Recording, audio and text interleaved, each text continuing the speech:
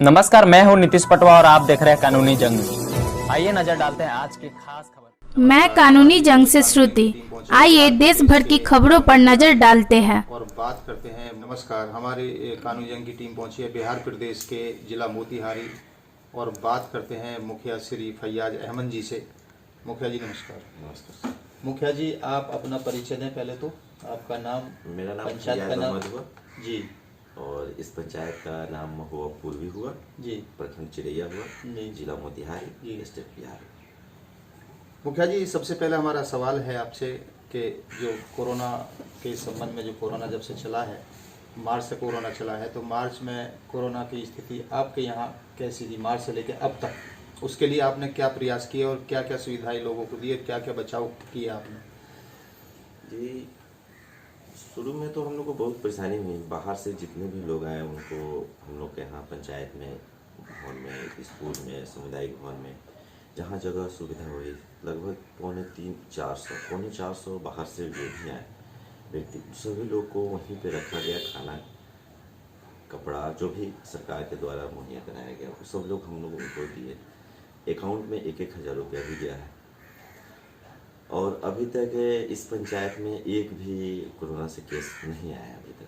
यहाँ तक अपने ब्लॉक में कुछ निकले हैं, लेकिन अभी यहाँ तक पूर्वी में। मुखिया जी, जैसे कि आपने बताया कि 1,000 रुपये भी दिए हैं, वो तो प्रधानमंत्री खाते से डायरेक्ट आए हैं, सेंट्रल गवर्नमेंट ने डायरेक्ट दिए हैं। आपने अपनी तरफ से क्या अपनी तरफ से सैनिटाइजर हुआ, मास्क हुआ, साबुन हुआ और चूना का भी छिड़काव जगह जगह कराया गया है। साफ सफाई पर विशेष ध्यान रखा गया है। कोरोना पॉजिटिव अपनी पंचायत में कोई निकला? जी नहीं, एक भी कोरोना पॉजिटिव पंचायत में।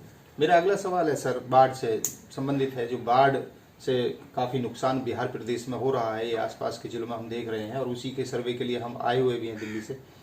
तो इसका एक डाटा इकट्ठा करना है हमको ज़मीनी स्तर से। पहले हम गांव में एंट्री करने से पहले गांव वालों से मुखिया के बारे में पूछते हैं कि मुखिया जी ने क्या किया है। ग्राउंड रिपोर्ट हमें लेनी है, धरातल पर क्या मुखिया जी कर रहे हैं। तो बाढ़ में कितने % किसानों की फसलों में नुकसान है? बाढ़ में लगभग 50% प्लस नुकसान है। और हम लोग के पंचायत में बाढ़ की स्थिति बहुत कम वार्ड है जिसमें इफेक्ट करती है, वो भी खेती पर है। हम लोग के पंचायत के बगल से नदी और नाले का निकासी नहीं है, थोड़ा दूरी से है, इसलिए बाढ़ यहाँ कम आती है। बाढ़ का पानी वार्ड कुछ 1-2 वार्ड है, उसी में पानी का हल्का पानी कहते रहता है, नहीं तो फसल नुकसान ज़्यादा होता है। जैसे कि 50% नुकसान बताया है, तो सरकार की तरफ से कुछ इसमें अलाउंस किया गया है? सरकार की तरफ से कोई वादे किए गए हैं जी, स्टेट गवर्नमेंट की तरफ से? जी, उसमें फॉर्म भरना है किसी सलाहकार के माध्यम से, और उसका जांच रिपोर्ट होने के बाद ही उसको मुआवजा दिया जाएगा। भारत सरकार की एक महत्वपूर्ण योजना, बड़ी योजना अभी चालू की है, 2 वर्ष से लगभग 1.5 वर्ष हुआ है उसको, किसान सम्मान योजना। प्रत्येक किसान को 6,000 रुपये सालाना में देना, हर 4 महीने के अंतराल में 2-2 हज़ार रुपये की 3 किस्तों में देना। कितने प्रतिशत किसानों को इसका लाभ मिला है, मिला भी है या नहीं मिला है? उसमें ज़्यादा लोगों को फायदा नहीं मिला है, बहुत कम जो आवेदन किए हैं उनको मिला है। क्यों कम क्यों आवेदन किए हैं? जानकारी के वजह में भी बहुत लोग नहीं किए हैं। अब बहुत लोग का है कि उनके नाम से दस्तावेज नहीं है, शेड्यूल बंटवारे भी नहीं हो पाए, उसके कारण से भी आवेदन करने में बहुत परेशानी है। उनके नाम से रसीद भी नहीं हो रहा है जी, इसके कारण से भी बहुत परेशानी है। मनरेगा एक बहुत बड़ी योजना है भारत सरकार की, और पुरानी योजना है जो पहले नरेगा हुआ करती थी। आज की डेट में उसको मनरेगा के नाम से नाम दिया गया है, जो महात्मा गांधी के नाम पर वो रखी गई है। तो उसमें अलग अलग स्टेट में अलग अलग रेट हैं मजदूरी के। यहाँ पर कुल जॉब कार्ड मनरेगा के कितने हैं? यहाँ कुल जॉब कार्ड लगभग 2300 के आसपास। इसमें एक्टिव कितने हैं? एक्टिव लगभग 350। 350 एक्टिव हैं।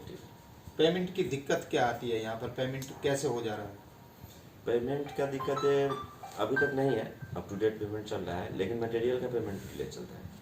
जी। इसके अलावा मनरेगा में जो एक्टिव कार्ड हैं, तो वो यहीं पर रहते हैं या बाहर भी कहीं हैं? नहीं, क्योंकि सबसे बड़ा घोटाला मनरेगा में आपसे पहले होता था, आज की डेट में इतना नहीं है जब से ऑनलाइन हुआ। जी, अब तो सारा पेमेंट और खाते से होते हैं। और 180 रुपये बीच में थे, अभी 200 रुपये के आसपास हो गई है, 200 कुछ रुपये। ऑनलाइन पेमेंट होने की वजह से कोई दिक्कत नहीं है, लेकिन labour payment up to date चलता है।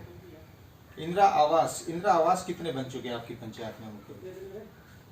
इंदिरा आवास की स्थिति थोड़ा सा दयनीय है। इंदिरा आवास की स्थिति 50% काम हो गए हैं, 50% रुका हुआ है लॉकडाउन की वजह से। बहुत सारे काम उसमें फंस गए, जिसमें मटेरियल आने में ईटा का हुआ और गिट्टी बालू का हुआ, इसके लेके थोड़ा सा उसमें 50% काम अटके हुए हैं। शौचालय की क्या स्थिति? शौचालय टोटल कितने बने आपकी पंचायत में मुखिया जी? शौचालय लगभग हमने पंचायत में बने थे 1600 कुछ, लेकिन उसमें से लगभग 90% वार्ड में पेमेंट हो चुके हैं, 10% ही बस बाकी है उसमें। मुझे पूछना तो नहीं चाहिए मुखिया जी, लेकिन कहीं कहीं पंचायतों में देखने को मिलता है, और मैं आपके बिहार की बात नहीं कर रहा, पूरे भारत की बात कर रहा हूँ मैं। हमारा सर्वे पूरे भारत में अलग अलग टीम बना के चलता है। मुझे देखने को मिलता है कि इंदिरा आवास में 15 से 20 हज़ार रुपये लिए जाते हैं रिश्वत के तौर पर, और शौचालय में 2000, 1500, 1000 रुपये लिए जाते हैं, जिनकी जानकारी कहीं कहीं मुखियाओं को या प्रधानों को नहीं होती।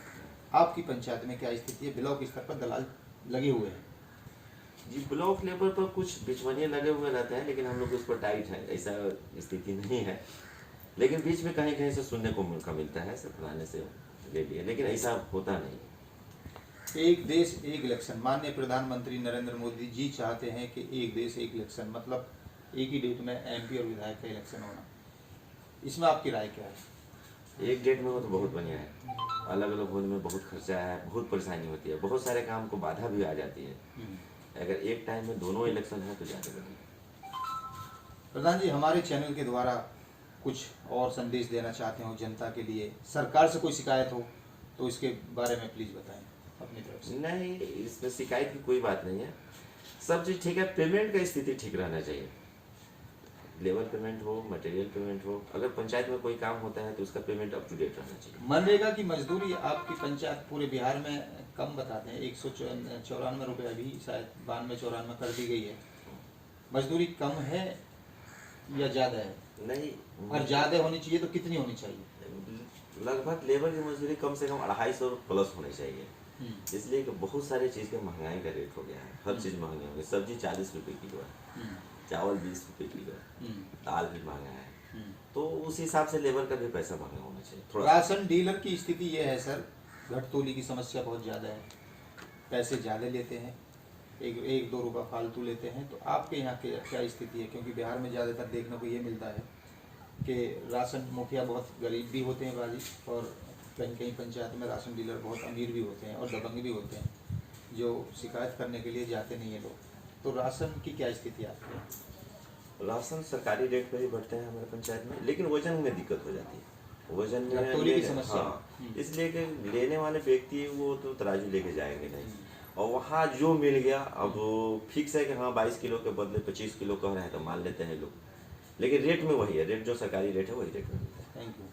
तो ये थे हमारे मुखिया श्री फैयाज अहमद जी, जिन्होंने ये भी बताया कि राशन की समस्या यहाँ कोई नहीं है, सरकारी योजनाएं पूरी तरह से जनता तक पहुँच रही हैं, और इसके अलावा यहाँ पर इनकी पंचायत में समस्या ज़्यादा है नहीं, क्योंकि बस एक इनकी शिकायत है कि पेमेंट की जो समस्या आती है, मजदूरी की समस्या आती है, वो समय से की जाए, केवल इसके अलावा कोई और शिकायत इनको नहीं है सरकार से।